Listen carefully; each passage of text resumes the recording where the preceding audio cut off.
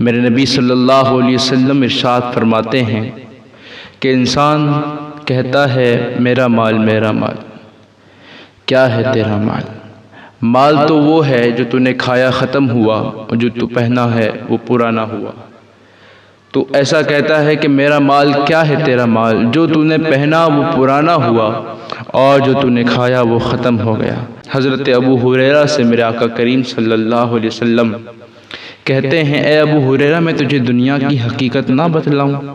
کہ دنیا دراصل ہے کیا، میں تجھے یہ بات نہ بتاؤں؟ تو حضرت ابو ہریرہ رضی اللہ تعالی عنہ کہتے ہیں یا رسول اللہ جی۔ تو رسول اکرم صلی اللہ علیہ وسلم نے حضرت ابو ہریرہ کا ہاتھ پکڑا اور آپ کو مدینے کی ایک وادی میں لے گئے، اور وادی میں لے جانے کے بعد ایک کچڑا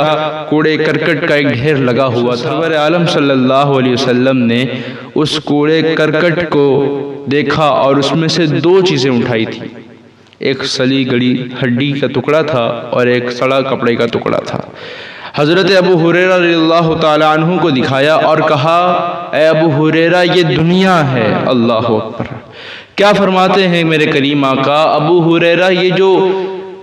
ہڈی کا ٹکڑا دکھ رہا ہے، جو سڑ گیا ہے، جو گل گیا ہے، اس کی کوئی اوقات باقی نہ رہی، اور جو یہ کپڑا ہے جو اتنا گندا ہے، سڑ گیا ہے کپڑا، پھٹ گیا ہے کپڑا، اس کی بھی اوقات باقی نہ رہی۔ سرور دو عالم صلی اللہ علیہ وسلم فرماتے ہیں ابو ہریرہ یہ دونوں چیز دنیا ہے۔ تو اس کے بارے میں سیدی سرکار امام غزالی علیہ رحمہ نے لکھا ہے کہ لکھتے ہیں کہ سڑے گلے کپڑے سے مراد تو یہ تھا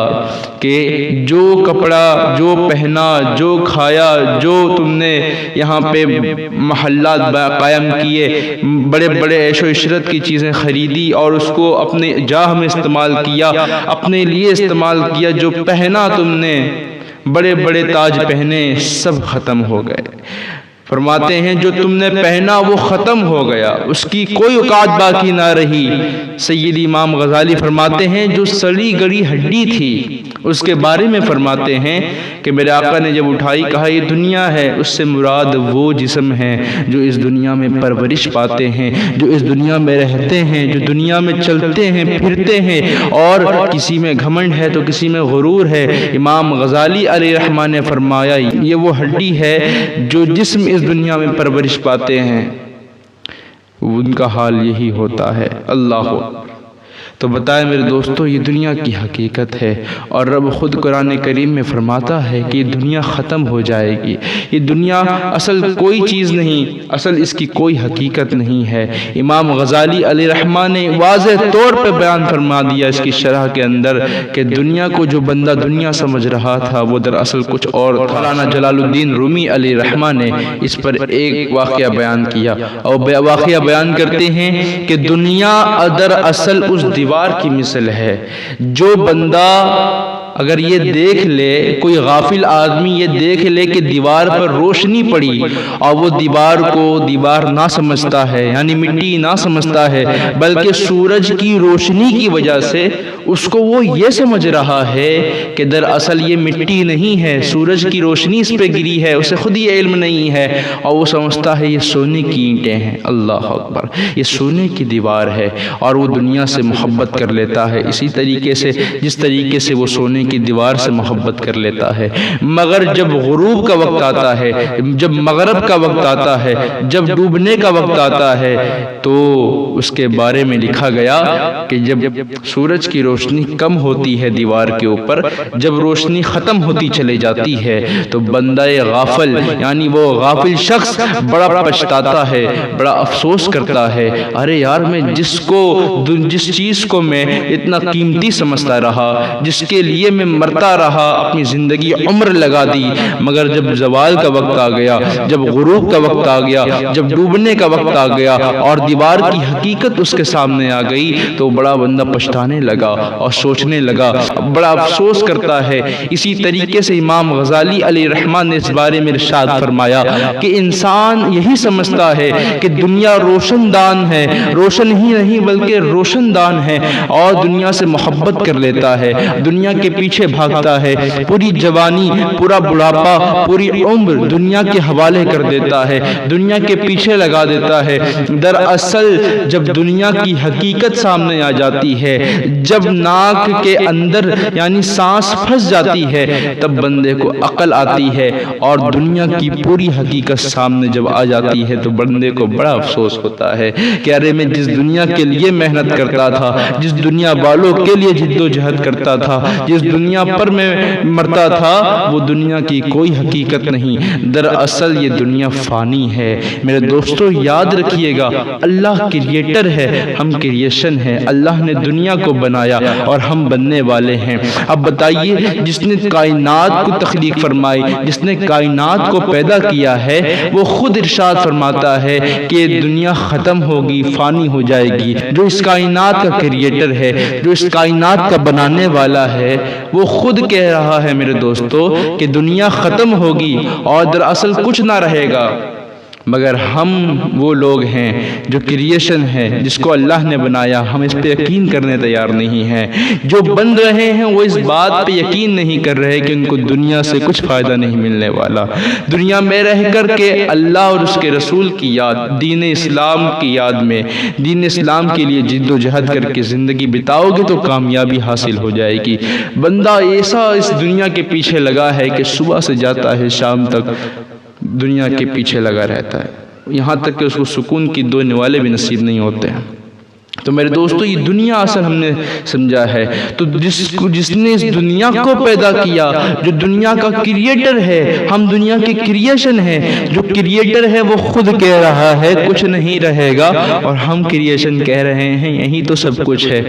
کچھ لوگ تو ایسے ہیں دنیا سے جانا ہے، ایک عمر ہوتی ہے، مگر موت تو سب کو آنی ہے میرے دوستو یاد رکھے، مگر کچھ ایسے ضعیف حضرات ہیں وہ عمر کا تقاضا بھی خیال نہیں کرتے، مرنے کی بھی سوچ و فکر نہیں ہے۔ حضرت موسیٰ علیہ السلام نے اپنے حواریوں سے کہا تھا اور وصیت فرمائی تھی۔ آپ کے حواریوں نے کہا اے حضرت موسیٰ، ہمیں ہمارے نبی ہمیں کو وصیت فرمائے، تو حضرت موسیٰ نے وصیت فرمائی تھی کہ اے میرے ساتھیوں، اے میرے حواریوں، میں تو دنیا سے جا رہا ہوں، میرے بعد تم دنیا سے دل مت لگا لینا، کیونکہ یہ وہ دنیا ہے جس سے بندہ لگ جاتا ہے، جس سے بندہ لگ جائے تو اللہ کو بھلا بیٹھتا ہے، کیونکہ اس لیے جس دل میں اللہ آ جاتا ہے اس دل میں دنیا نہیں آ سکتی، اور جس دل میں دنیا آ جائے اس میں رب نہیں آ سکتا۔ 900 سال سے بھی زیادہ عمر ہے حضرت سیدنا نوح علیہ السلام کی۔ آپ سے پوچھا گیا تھا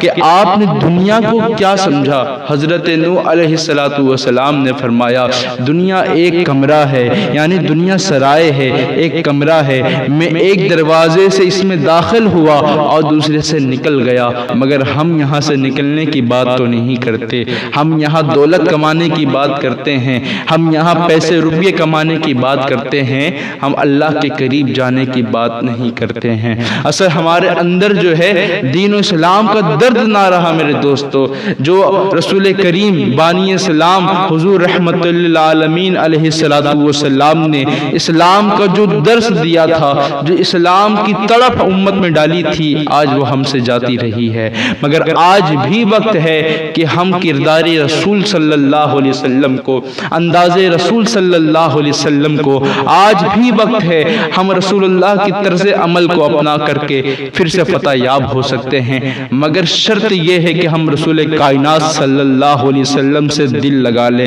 اور لوگ کہتے ہیں حضرت بتائیں کامیابی کہاں ہے اور کامیابی کس طرف ہے؟ تو میرے دوستو سنو، کامیابی اگر چاہیے آپ کو اور کامیاب ہونا ہے تو رسول اللہ کی غلامی کا نام تو کامیابی ہے، رسول اللہ کی غلامی ہی دراصل کامیابی ہے۔ تو لوگ سمجھتے ہیں کہ کسی عہدے دار کی غلامی کر لو تو کامیابی ملے گی، نہیں، اللہ نے تو فرما دیا اطیعوا اللہ و اطیعوا الرسول، جو رسول اللہ تک پہنچتا ہے وہ مجھ تک پہنچتا ہے۔ تو میرے دوستو اللہ تک پہنچنا ہے تو رسول اللہ کی ذات تک پہنچو، اور یہی زندگی کامیابی زندگی ہے۔ اور انسان کتنا بھی کچھ سوچ لے، انسان کتنی بھی محنت کر لے، اللہ رب العزت نے جو اس کے حصے میں رکھا ہے اسے وہ مل کر رہے گا۔ ہمارے بزرگ کا ایک قول ہے، کہتے ہیں کہ انسان کی زندگی کے اندر اگر کوئی چیز ہے، اس کے نصیب میں کوئی چیز ہے تو وہ دو پہاڑوں کے بیچ میں بھی ہوگی تو انشاءاللہ وہ مل کر رہے گی، اور اگرچہ اس کے نصیب میں نہیں ہے تو دو دانت کے بیچ میں بھی ہو تو اسے مل نہیں سکتی۔ ہم نے پیسوں کو یاد رکھا، ہم نے دنیا والوں کو یاد رکھا، ہم نے سب کچھ کیا مگر اپنے رب کو بھلا دیا۔ سب کچھ کیا ہے میرے دوستو، ہم نے سب کچھ کیا، اپنے رب کو بھلا دیا۔ میرے دوستو مجھے بتائیں، ہم جس اسلام کو فالو کرتے ہیں، جس شریعت رسول صلی اللہ علیہ وسلم کو فالو کرتے ہیں، کیا ہمارا بیٹھنا، ہمارا لبادہ واقعی مسلمان تو ہے مگر کردار، گفتار، انداز مسلمان ہے؟ ذرا مجھے بتائیں میرے دوستو کہ پیغمبر اسلام نبی اکرم نور مجسم صلی اللہ علیہ وسلم نے جو تعلیمات دی تھی، کیا ہم نے اس تعلیمات پر عمل کیا؟ حضور صلی اللہ علیہ وسلم نے امت کو درد دیا تھا، امت کا غم تھا میرے نبی کو۔ جس نبی نے آپ کو جلوت میں یاد کیا ہے، جس نبی نے امت کو خلوت اور جلوت میں یاد کیا، ارے آج اس امت نے کیا نبی کی فرامین کو پش پشت نہ ڈال دیا؟ کہ ہماری ضرورت دنیا ہے، حالانکہ عاشق کی ضرورت تو محبوب ہوتا ہے۔